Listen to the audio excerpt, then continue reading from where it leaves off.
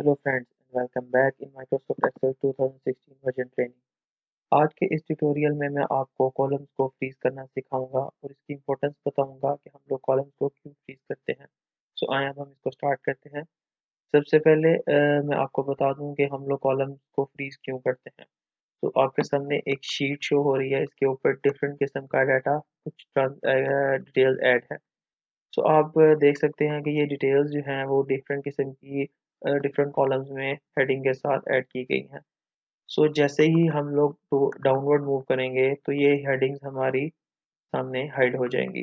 सो अब हमें आइडिया नहीं होगा कि हमने कौन से कॉलम के अंदर कौन सी वैल्यू को ऐड करना है।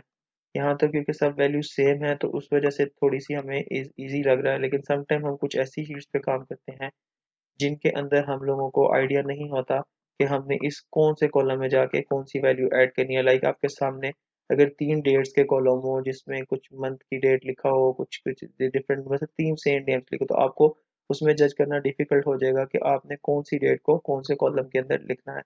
तो इसके लिए हम लोग क्या करते हैं, हम लोग जाके अपनी टॉप रो को फ्रीज कर देते हैं, जिससे क्या होगा कि हमारी हेडिंग जो है वो शो होगी और बाकी डाटा जो है हमारा वो नीचे ड्रैग होता रहेगा।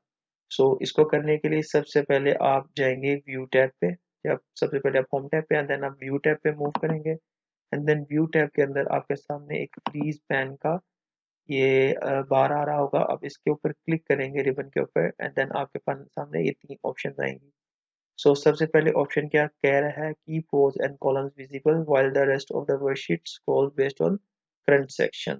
ठीक है, अब ये इसमें क्या बता रहा है कि जितना एरिया ये करंट सेक्शन है इसके ऊपर जब मैं फ्रीज पैन करूंगा प्रॉपर, ठीक है, तो ये अब इसको देखिए आपके सामने ये एक कुछ स्प्लिट का एरिया शो कर रहा है वो।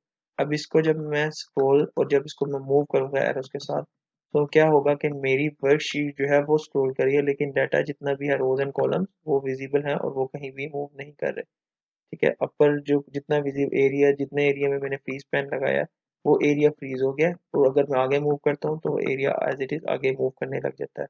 तो अगर आपने पूरी वर्कशीट को अपने फ्रीज करना है तो आप फ्रीज पैन में जाएंगे, ठीक है, और आप पूरा का पूरा column and then rows freeze कर देंगे। अब इसको मैंने खत्म करना है तो मैं अनफ्रीज पैन कर दूंगा। ठीक है, अब ये नॉर्मल कंडीशन में दोबारा आ गया। सो हमारी रिक्वायरमेंट ये थी कि हम लोगों ने कॉलम्स को फ्रीज करना था, टॉप कॉलम को, सॉरी टॉप रो को। सो अब इसको मैं सिलेक्ट करूंगा, ठीक है। अब मैं सिलेक्ट करके फ्रीज पैन पे गया and then freeze top row. इसमें वो क्या कह रहा है, keep the top row visible while scrolling through the rest of the worksheet. ठीक है, अब ये क्या होगा कि अब मैं जितना मर्जी नीचे मूव कर लूँ, ठीक है, ये आप देख रहे होंगे कि मैं सीरियल नंबर इस टाइम काफी नीचे आ गया हूँ। सो लेकिन सेम मेरा जो हेडिंग्स है वो एज इट इज ऊपर ही है। तो इससे मुझे ये फायदा होगा कि मैंने जब भी एंट्री जिस कॉलम में करनी है मैं ऊपर से हेडिंग को देख के एंट्री कर सकता हूँ। सो ये तो हो गया रोज को फ्रीज करने का तरीका। समटाइम क्या होता है कि हम लोगों ने क्या करना है जी, फर्ज करें हमारे पास 70 नाम है, ठीक है।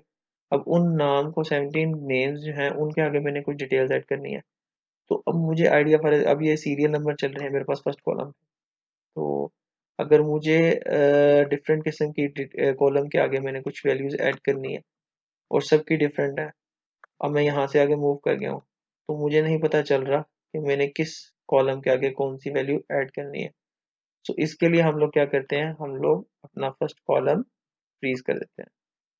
ठीक है, सेम एज इट इज हम लोग जाएंगे व्यू में, देन फ्रीज पैन में एंड फ्रीज फर्स्ट कॉलम। सो अब क्या फायदा होगा, मैं जितना मर्जी आगे मूव करी जा रहा हूँ मेरा first column as it is मुझे शो कर रहा है। तो फ्रेंड्स ये जब हम लोग अपने किसी शीट प्रेजेंटेशन पे शीट पे काम कर रहे हैं उस टाइम ये हमारे लिए बहुत ज़्यादा यूजफुल है और हम इसको बहुत ज़्यादा यूज़ करते हैं।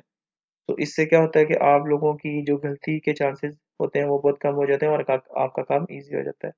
तो उम्मीद है आपको मेरा ये ट्यूटोरियल पसंद आएगा। सो काइंडली मेरे चैनल को सब्सक्राइब करें, लाइक करें और वीडियो को शेयर करें। Thank you so much.